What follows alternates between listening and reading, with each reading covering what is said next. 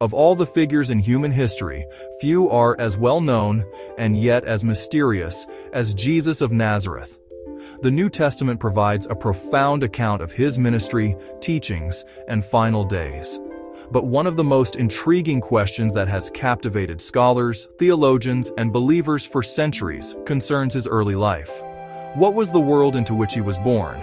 And what shaped the boy who would become the man that changed the course of history? The Gospels of Matthew and Luke provide beautifully detailed accounts of his birth. They paint a picture of humility and celestial grandeur. A king born not in a palace, but in a humble stable in Bethlehem. They describe the visit of local shepherds, who were startled by a heavenly announcement in the fields. And they tell of the wise men, magi from the east, who undertook a long and arduous journey, guided by a star, to pay homage to a newborn king.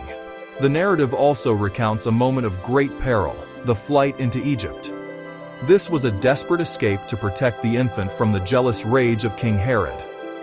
After this danger passed, the family returned, not to Bethlehem, but to the northern town of Nazareth in Galilee. And then suddenly, the narrative becomes quiet.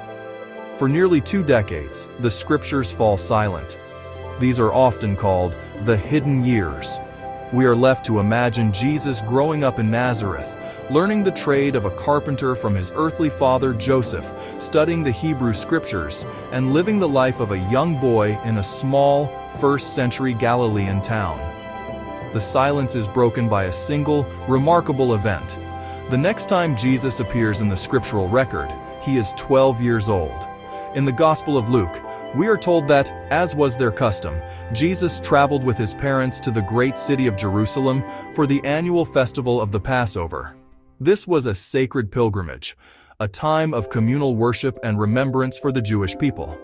After the week-long festival ended, Mary and Joseph began the journey home. They traveled in a large caravan with friends and relatives, a common practice for safety and companionship. They naturally assumed Jesus was somewhere among the group, perhaps with other children or cousins.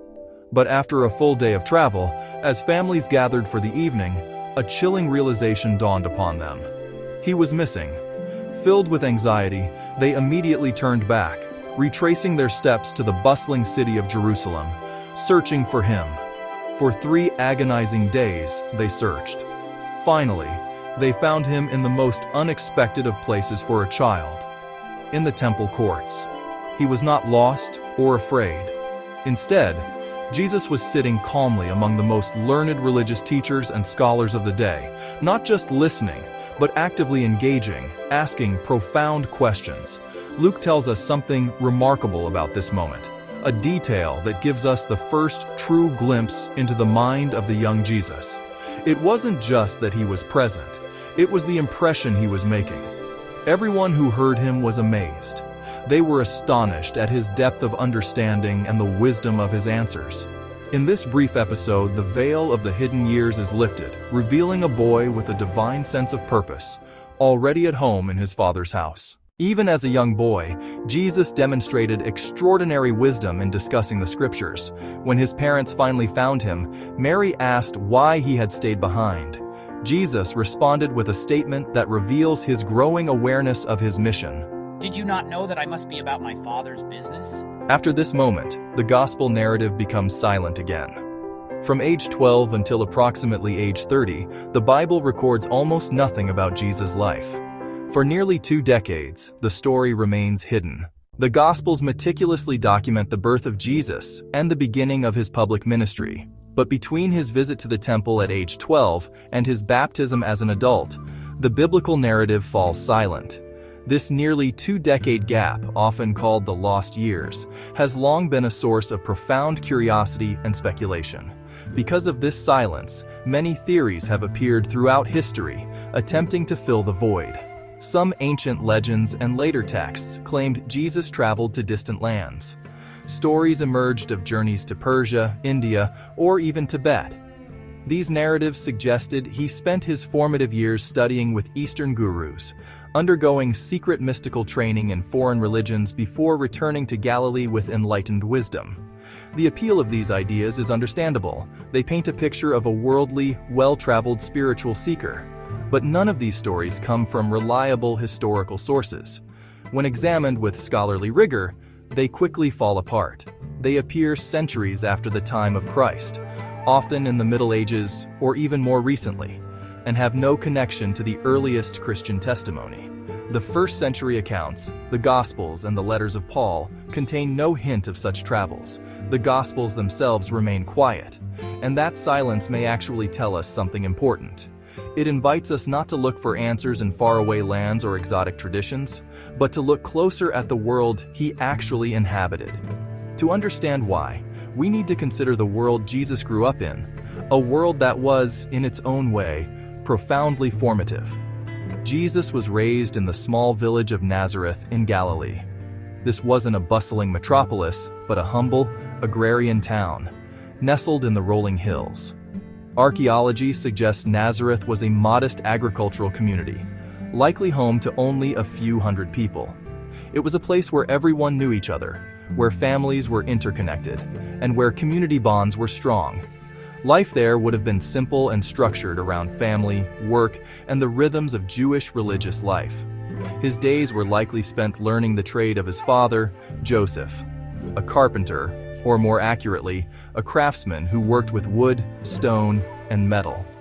This was not a life of leisure and travel, but one of diligent labor, community obligation, and deep immersion in the faith and traditions of his people. In first-century Galilee, the life of a Jewish boy was steeped in tradition and faith from the very beginning.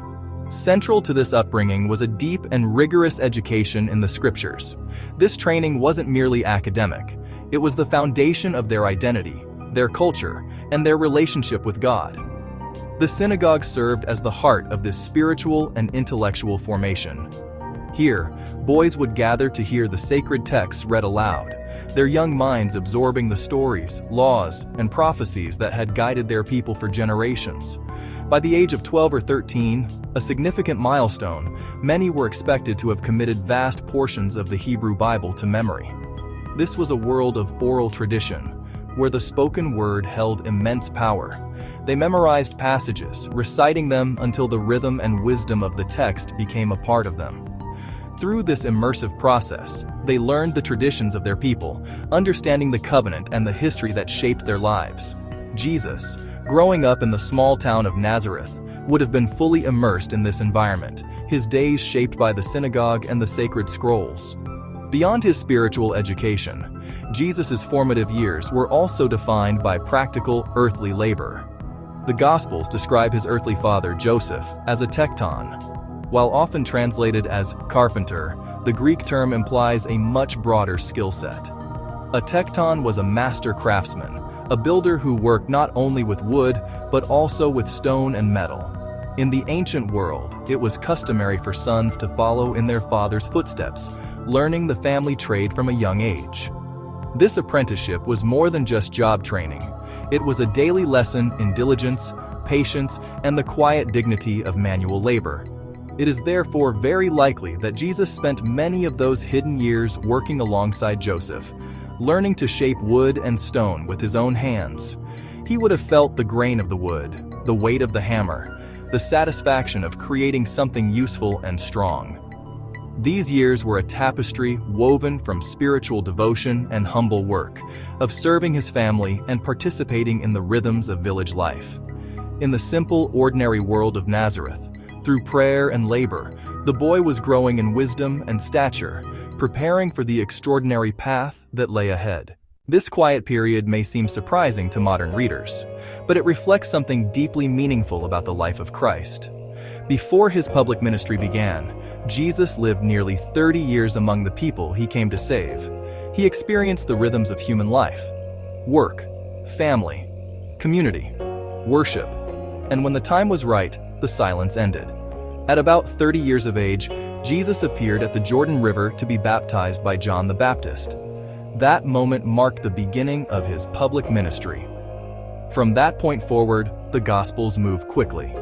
Teachings, miracles, confrontations with religious leaders, crowds following him across Galilee and Judea. But those years of quiet preparation in Nazareth were not wasted time. They were part of the story. The Messiah entered the human experience fully.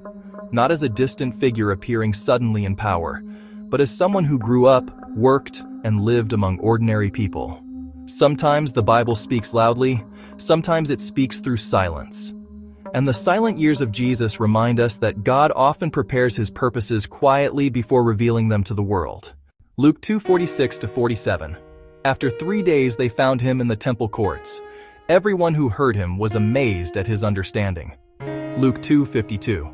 And Jesus grew in wisdom and stature, and in favor with God and man. Luke 3:23.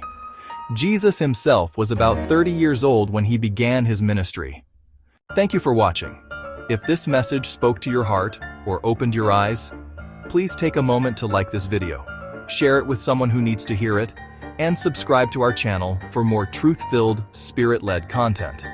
Together, we can be a voice for the voiceless, a light in the darkness, and a force for good in this broken world. God bless you, and we'll see you in the next video.